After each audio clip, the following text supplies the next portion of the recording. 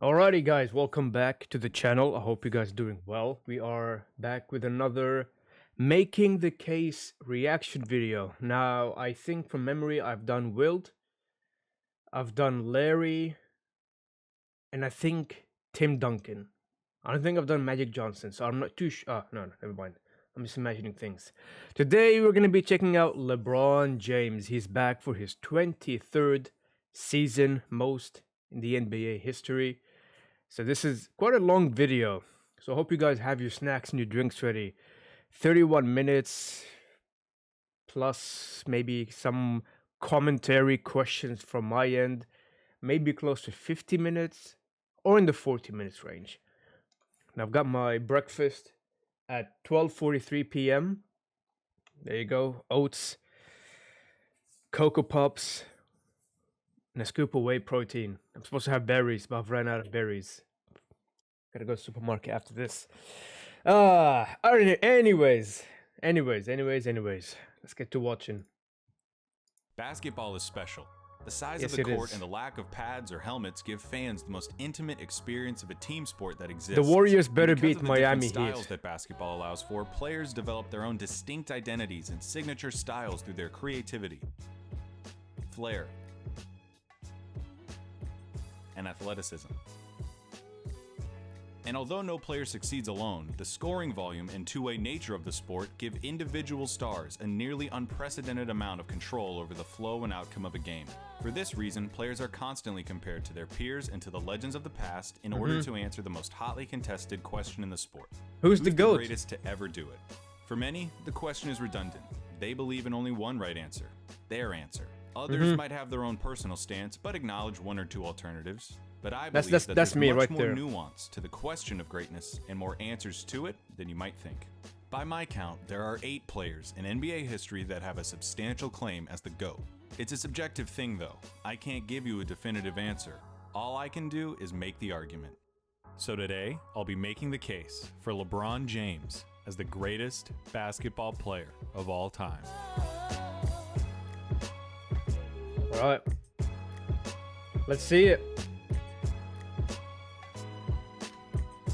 I will leave the link for this video in the bio as well, if you guys want to check it out. Begin making the case for LeBron James. No, He can't be the Michael GOAT. Jordan is the LeBron GOAT. James LeBron isn't James even isn't built close. like that. There's no way. There's no LeBron way that he isn't is the the GOAT. GOAT. Oh my Get God. out of Really? here. What are you Really, talking about? LeBron? Delete You're this making a video about You're out of LeBron your being mind. the Get GOAT? out of here. No. And just like that, we've started the LeBron GOAT case off right.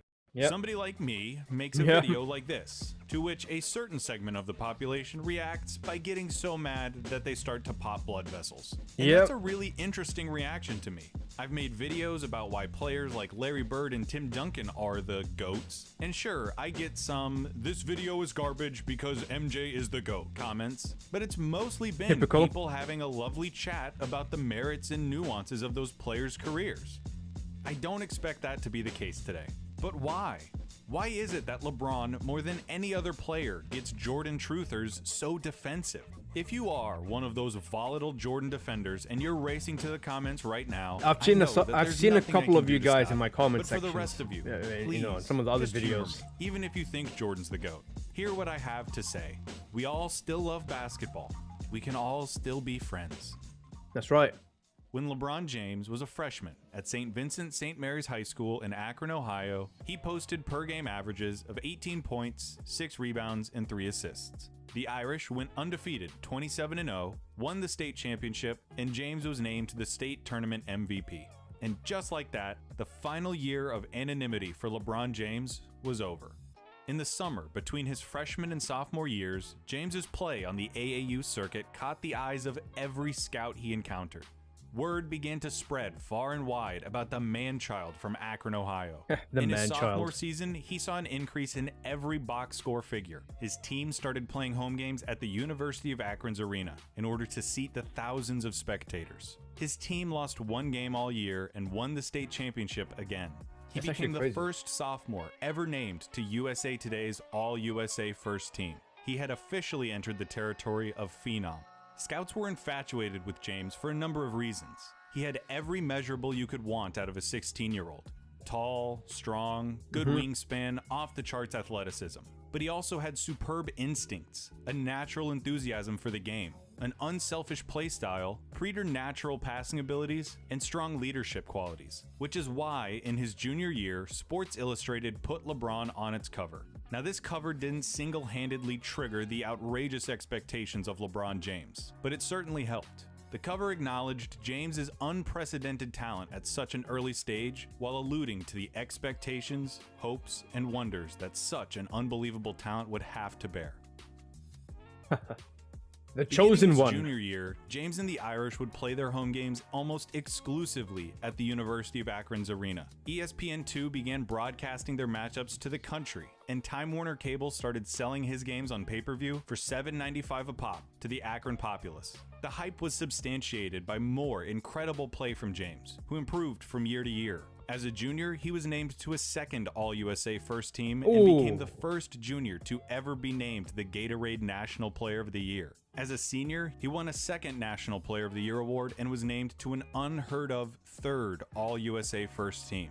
James's junior year remains the turning point of his celebrity. It was then that he went from highly touted young prospect to inheritor of the sport of basketball. And that's the thing. We as sports fans fetishize potential. The allure of the future is endless. If a player has potential, they can be anything. It hasn't happened yet, so it's still technically possible, no matter how outrageous the expectation may be. But then if they don't succeed, we label them as failures, busts. Couldn't do it, didn't pan out. Never mind the fact that we were the ones who set the expectations to begin with. Yeah, that's Promise crazy. is a double-edged sword, and this was promise like no other. LeBron was the first real athletic prodigy of the internet era. It was the first time that the country could whip itself up into this kind of frenzy about the next big athlete in the uber-commercialized post-Jordan NBA. These days, young prospects in every sport get enough smoke blown up their asses to host a barbecue with top 100 recruiting lists and the videos with titles calling any prospect who hits back-to-back threes the next Steph Curry. It's too much to say that it started with LeBron, but he was undoubtedly the initial product of the hype machine we're familiar with today. He was so good at such a young age, and so many people saw him and talked about him and heard about him that the stakes were clear. LeBron James could not be a six-time NBA All-Star. He couldn't win 1 or 2 MVPs. He couldn't be the next Tracy McGrady or the next Vince Carter. He had to be the face of the league and go down in history as one of, if not the, greatest basketball players of all time. Well, I was gonna say the one and only LeBron James. You know, there's no one else like LeBron James, but In the Sports the GOAT, huh? Illustrated article, the one that called him the chosen one, a label that he embraced by having it tattooed on his back, writer Grant Wall recognized the absurdity of asking if a 17-year-old who still couldn't buy cigarettes was really the heir to the next generation of basketball. But after seeing LeBron and talking to him, Wall concedes that it was indeed the right question. It's kind of hard to argue against that. In the 2004 NBA draft, LeBron James was the first overall selection by his hometown Cleveland Cavaliers. He was selected ahead of college standout Chris Bosh, Dwayne Wade, who had just led Marquette to the Final Four and was named an All-American, college basketball's Player of the Year TJ Ford, and Carmelo Anthony, who had just led Syracuse to an NCAA championship. LeBron, out of high school, went ahead of all of them, with the weight of a franchise, a city, and perhaps a league on his 18-year-old shoulders. That's insane. The most At such a young age, too. Anticipated perhaps a league on his 18-year-old shoulders. As the most anticipated basketball player since Lou Alcindor, LeBron James could not falter. What if he'd failed? What if the $100 million shoe deals and the celebrity and the fame had been too much too soon? And honestly, how wasn't it? How did LeBron not mess it all up? Yep. I don't know, but he didn't. And I'd be remiss if I didn't mention the incredible things that he's done since with his platform as the country's most famous athlete. It's just the mentality that you gotta have. He's spurred and advocated social change, especially in the realm of civil rights, from Trayvon Martin's shooting to the Black Lives Matter movement. He has been an indispensable source of goodwill and good fortune for his community. He's been the most important focal point in the era of player empowerment in the NBA. He didn't just defy the odds by not becoming a complete nutcase. He has leveraged his position, set an incredible example, and has been one of the best role models that any child or parent could ever ask for. He's still playing, which means that all of these accolades are subject to change and likely will. But the only assumptions I'll be making are that LeBron finished within at least the top 5 of MVP voting this year. Now, this video released 5 years ago. 5 years ago. And he's still playing. 23rd season. And made first team All-NBA, which means he has been named to 13 All-NBA first teams and 16 total All-NBA teams, both records demonstrating his unbelievably prolonged reign over the sport. He's won 4 MVPs in 5 years, a feat only matched by Bill Russell, and finished in the top 5 of MVP voting in all but 3 of his 17 seasons. He's been selected to 16 All-Star games, 6 All-Defensive teams, and stands at or near the top of multiple all-time statistical leaderboards that demonstrate his all-around proficiency, from playoff points scored to career assists. He has achieved such a Did you see this? multiple You guys gotta see that kid's face. statistical leaderboards that demonstrate his all-around proficiency, from Look. This guy is just in awe. Like, oh my God, LeBron James is right next to me. Look at his playoff face. points scored to career assists. He has achieved such a what an universal and experience. unique statistical position for a number of reasons. Namely, among them, LeBron James is the best basketball player of all time. When James Naismith nailed a peach basket to a wall in a gym in Massachusetts, there was no way he could have ever imagined the game as it is today. And there is no way, not in his wildest dreams, that he could have ever imagined an athlete like LeBron. The guy is 6'8", 260, built like Karl Malone, passes like Larry Bird, jumps like Michael, and surveys the court like Magic Johnson. He's not. That's one hell of a comparison. You know, that's crazy. For you guys watching, who've been watching basketball for years and years, let me know about that description about LeBron. Do you guys agree? Not the strongest or the fastest, but he's faster than the strongest and stronger than the fastest. He has a cocktail of cerebral perception and hand-eye coordination that has made him one of the premier passers in league history. He has a 7-foot wingspan. I can 100% agree with that. A lightning-quick first step, supernatural anticipation, and an IQ on both ends of the court that comes from the brain of basketball's Da Vinci. It would be enough if LeBron had just built a name and career for himself thanks to his prodigious natural talents. But he worked diligently, year in and year out, to improve himself as a basketball player. He received criticism for not using his Herculean frame to lock down opponents, and so he became a lethal defender and was twice the runner-up for Defensive Player of the Year. Opponents would exploit James's lack of post-game by assigning him smaller, quicker defenders. He spent the summer with Hakeem Olajuwon and became a back-down bully. To better space the floor and accommodate the modern style of basketball, he needed to improve his streaky jump shot. He became a master of efficiency, and at his best was a 40% three-point shooter. There is no aspect of basketball that LeBron James is not superb at.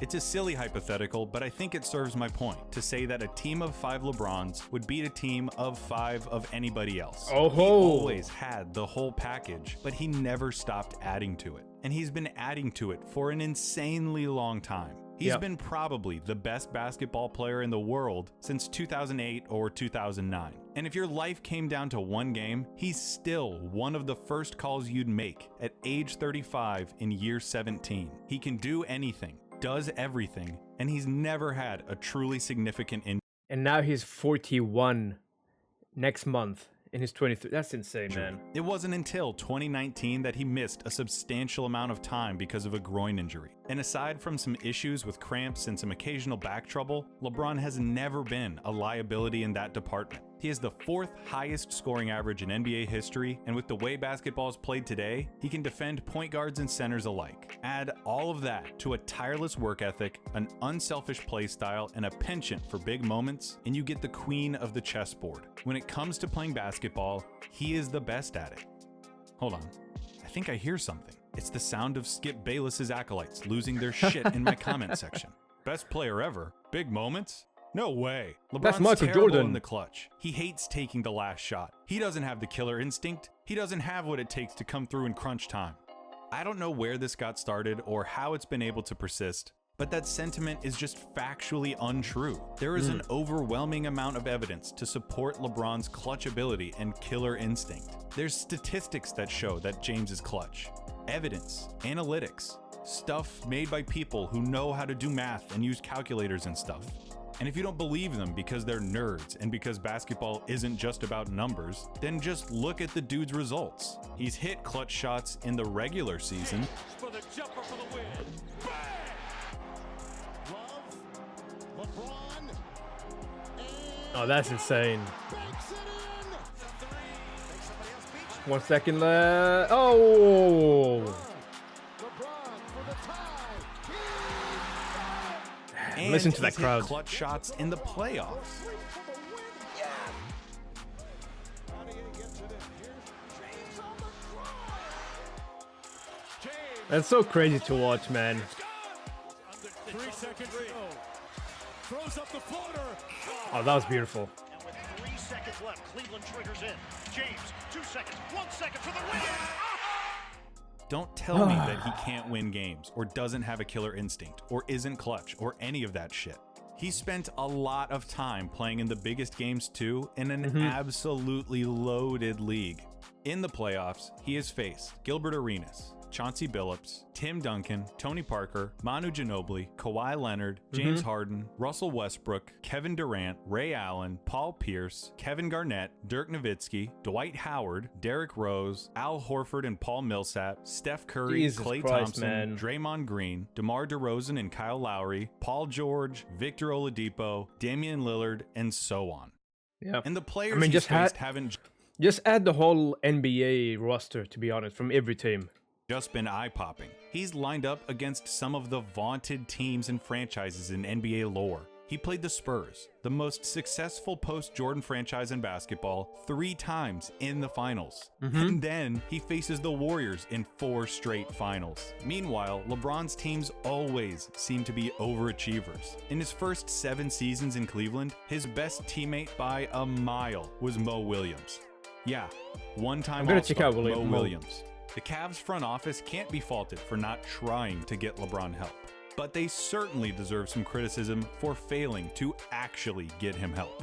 Anderson Varejao, Zydrunas Ilgauskas, Larry Hughes, Drew Gooden, Eric Snow, Old Shaq, Ben Wallace's corpse. None of them were really bona fide quality contributors who, in the roles they were supposed to fill, could compete and win a championship against the Spurs or the Celtics. The Cavs' entire philosophy during his first stint in the land was, he's so damn good, we'll just bank on him putting up ungodly numbers and carrying us to a win every single night. Yeah, that's Which LeBron. he usually somehow did. And when he left, look at how the Cavs Hold on, let's have a look. So 2010 Cleveland Cavaliers. Regular season record 61-21, best record in NBA, longest winning streak 13 games, longest losing streak 4 games. Points per game 102.19 of 30. Opponent points per game 6. floundered from a league high 61 wins to 19, the second worst record in the league. Nothing exemplified the plight of LeBron more than Game 5 of the 2007 Eastern Conference Finals. Yeah, I don't With the think I've seen series this. tied at 2 games apiece, LeBron and the Cavs were trying to pull off an upset against the former champion Detroit Pistons nucleus on their home court. With around 3 minutes remaining in the fourth quarter and the Cavs down 7, LeBron got fouled on a drive, and so began one of the most impressive stretches of basketball ever played in any series by any player. To say that James, at age 22, proceeded to take over the game feels like an undersell. He scored 29 of the Cavs' final 30 points, including 25 in a row. He was transcendent, finishing with 48 points after 2 overtimes and the game-winning layup. It was a performance for the ages, but it was also almost entirely necessary. When the Cavs played the Spurs in the finals that year, they lost because a 22-year-old LeBron couldn't beat the Pop, Parker, Manu, Duncan Spurs by himself. I mean, that's a tough team to beat, though. Shame on him. So The Spurs were a perfect team, man. was there any surprise that he wanted to go to a real team like Miami, where he didn't have to do everything? And make no mistake, it's not like he didn't still have his Atlas moments with the Heat. Game 6 of the 2012 Eastern Conference Finals. The Heat are down 3-2, coming off of the decision in the 2011 Finals. LeBron and the Heat were under as big of a magnifying glass as you can get. In Boston, the Celtics had the chance to send the LeBron, Wade, Bosch Heat out by the historical wayside as a catastrophic failure. But then LeBron put on this face 1 second. If you see LeBron with this look, run. and picked the Celtics apart. He had 30 points in the first half. In classic LeBron fashion, he was everywhere doing everything. He sucked the oxygen out of the arena and never gave it back, coming through with an all-time performance in maybe the most important game of his career. 2013 Finals, Games 6 and 7, leading the fourth quarter charge in Game 6, hitting a crucial 3 with 20 seconds left to set up Ray Allen's legendary shot. Oh, I remember this. 37, 12, and 4, plus the series icing jumper in Game 7. Tim Duncan showing James pulls up. Puts it Oh, what a in. shot. 4-point lead. 35 for LeBron James. The games, series, and runs that he's had will someday fill their own multi-part documentary. We'll talk about a few more later, but the overall theme is undeniable. LeBron has lived in the playoffs and thrived under the brightest of lights, despite the unique brand of scrutiny, doubt, and criticism that is his. Yep. But none of that matters to you because of three things. The Tell me. sources of so much of that doubt and criticism. The 2010 Eastern Conference semifinals, the decision, and the 2011 finals. All three events happened within the span of about 400 days. It started with the second round of the 2010 playoffs, Boston versus Cleveland. Despite having the best record in the league, the Cavs lost in 6 to the Pierce KG Ray Allen Celtics. LeBron's numbers look okay, but if you remember watching at the time or you go back now and watch, you can tell that LeBron's just not there. He's checked out. No aggression, no urgency, stretches of total detachment. He was a no-show. And no one still knows definitively why, but salacious rumors persist that you can look up for yourself. Whatever the reason, the loss amped the noise around LeBron up to new levels. He can't do it. He doesn't have it. The basketball world prepared itself for one of the most consequential free agent decisions ever. What they got was the decision, a 1-hour nationally televised special. LeBron was going to announce his decision on live TV. How could this go wrong? The answer to And then he trolled us with the second decision. That wasn't very fun, LeBron. the question everybody wants to know. LeBron, what's your decision? In this fall, man, this is very tough. In this fall, I'm going to take my talents to South Beach and join the Miami Heat. The best basketball player in the world dumped his hometown team, the most tortured sports city in America, live on television to join a super team with Dwayne Wade and Chris Bosh. He had quit on Cleveland in the playoffs and followed it up with the mother of all backstabs. The decision remains perhaps the same. All right. What do you guys think is worse, in your opinion, for those who have been watching again for a long time or you have more experience with the sport? What is worse? LeBron moving to the Heat, to Miami, or KD leaving Oklahoma and playing with the Warriors? Single meanest thing an athlete has ever done to their franchise. It was mindless, shallow, insulting, and egotistical in a profound way. LeBron quickly went from one of the most popular and celebrated athletes in the country to its most hated. Cavs owner Dan Gilbert published an infamous letter tearing James apart. Fans burned his jersey in the streets. Conversations about how LeBron was wired and whether he could be the guy flooded the airwaves. But the funny thing was, I don't think anyone really faulted him for wanting out of Cleveland. It was clear that he didn't get the help that a superstar needs in order to capitalize on their talents. The criticism was first and foremost with the execution, doing it in a self-aggrandizing live TV special. The criticism quickly turned into nonsensical, inane cliches and false narratives. Okay. The same LeBron that was getting praised for his ability to cultivate camaraderie and success on abhorrent teams was now being criticized for not making his teammates fear him, whatever that means. Was the decision the dumbest thing LeBron could have done? Yes.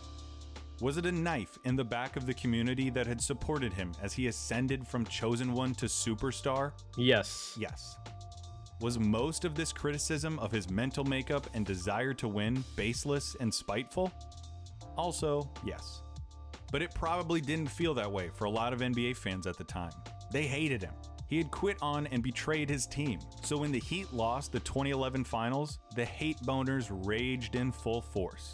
And the Heat didn't just lose because the Mavs were better. They lost because LeBron choked. His scoring average plummeted to 17 points a game, down from 26 during the regular season. And of those 17 points a game, only 3 came during the fourth quarter, which is especially damning considering how tight the series was.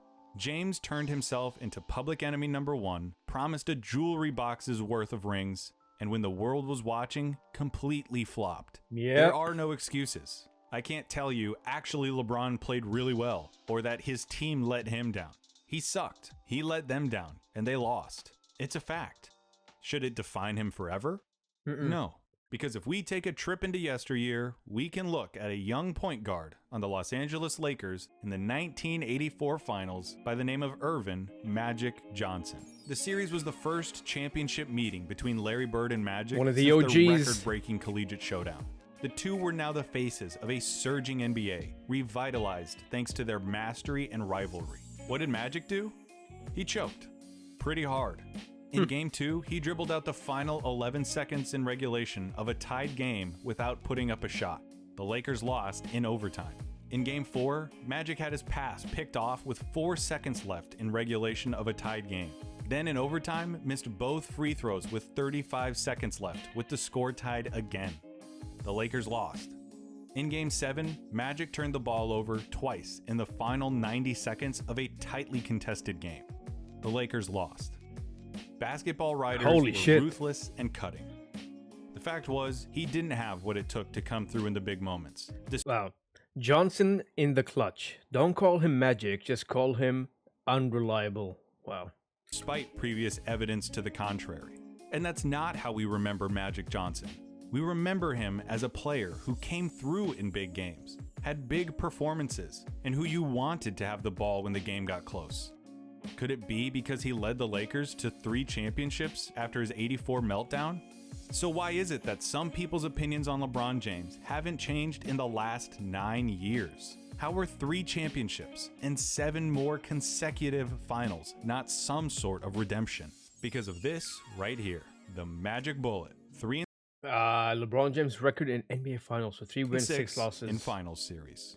Not that he's won 3 championships, or that he's Well, at the time of the video. made 9 finals, or that he spent almost the entire decade of the 2010s playing June basketball. It's that he's made it 9 times and lost 6 times. Would it be better if he were 3-0 or 3-3? It is not a meaningful or insightful conversation in any capacity to boil down a player's entire career, his contributions, strengths, weaknesses, and subtleties, to just his record in the NBA Finals. How is it that making it to the finals and losing is worse than not making it at all? If you take the time to actually look at how he ended up in those series and what he actually did in them, I have no idea how you could misconstrue his finals performances as a hindrance to his case. We talked about 07, 11, 12, and 13. Of those 4, the first was a loss to a team with an actual roster and head coach. The second was a loss that can be pinned entirely on James. And the last 2 were victories.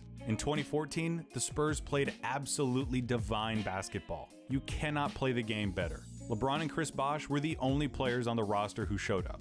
Nobody else, either because of age or mileage, could handle the physical toll of a 4th straight finals. LeBron led the Heat in every stat but blocks. He averaged 28, 7, and 4 while shooting 57, 51, 79 splits.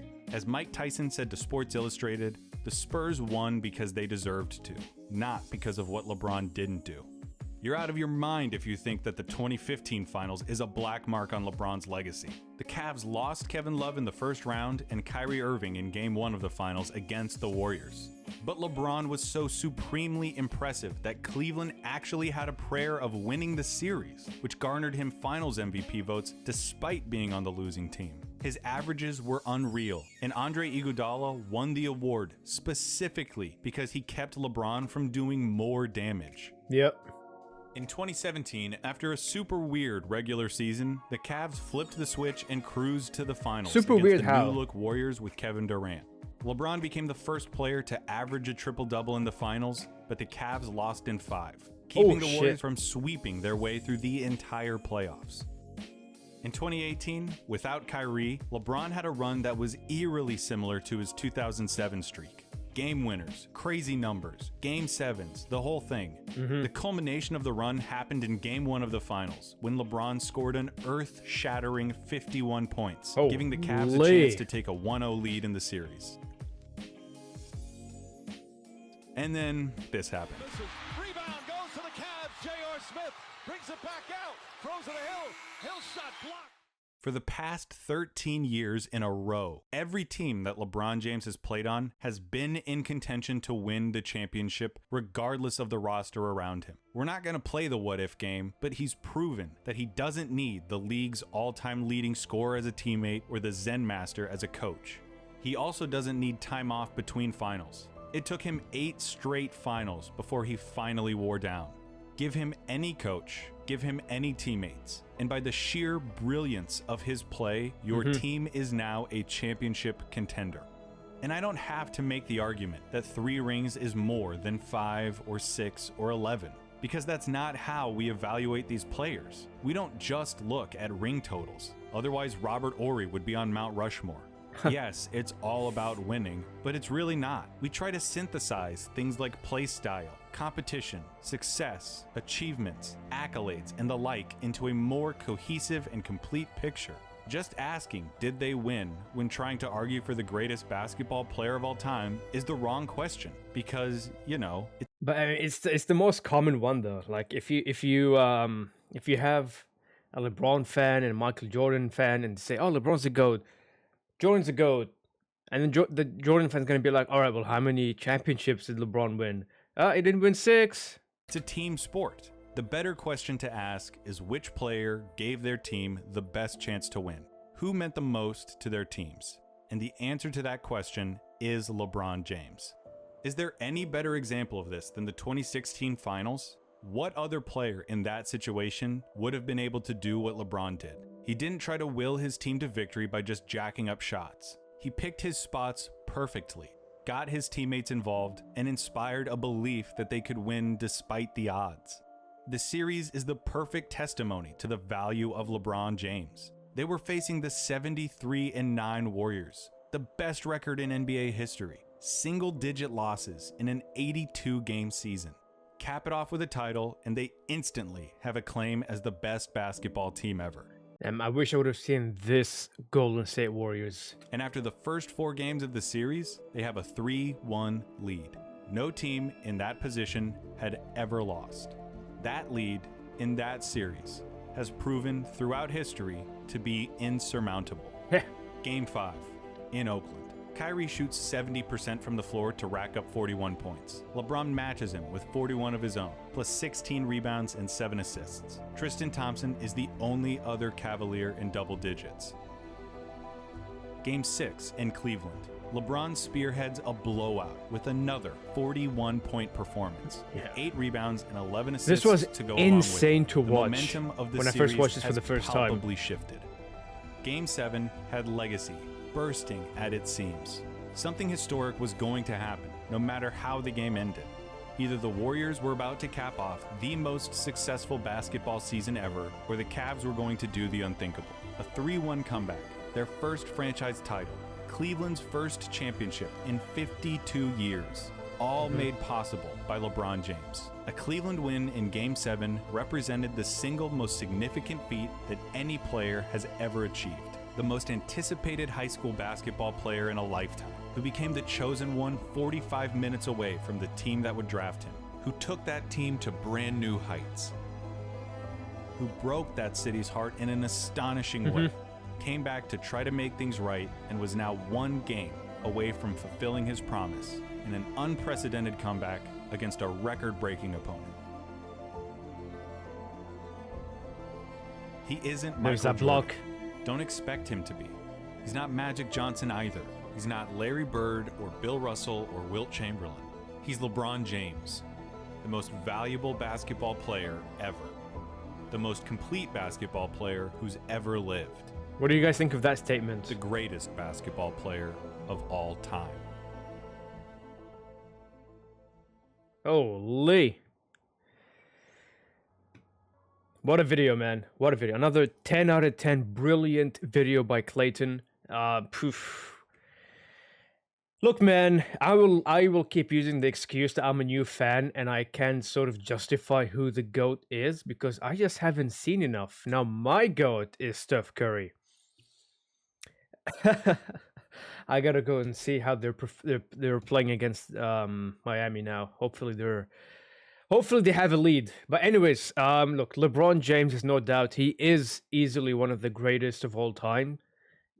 That's my point of view. I'm just telling you my point of view on things. LeBron is just built different. His 2018 run, he was a beast. You just saw the game against the Golden State Warriors, 4-time champ. I don't know if you guys include the win in 2020. Some people don't. It's kind of funny. But yeah, look, man, LeBron, he's one of the goats. He is one of the goats. He's achieved so much. He's still playing. 41 in December, 23 seasons. He's helped the Cavs win. He's helped Miami Heat win. He's played with so many legends. He's done it all. MVP, champion, All-Star. LeBron James. But yeah, look, guys, I hope you guys enjoyed this video. I haven't done a long one in a while. Let me know in the comments as well what you guys want to see, who you guys want to see in the channel, and I'll write them down in the list if they are new. Until the next video, you guys take care, stay safe, keep on grinding, and I'll see you next time, alright? Much love all.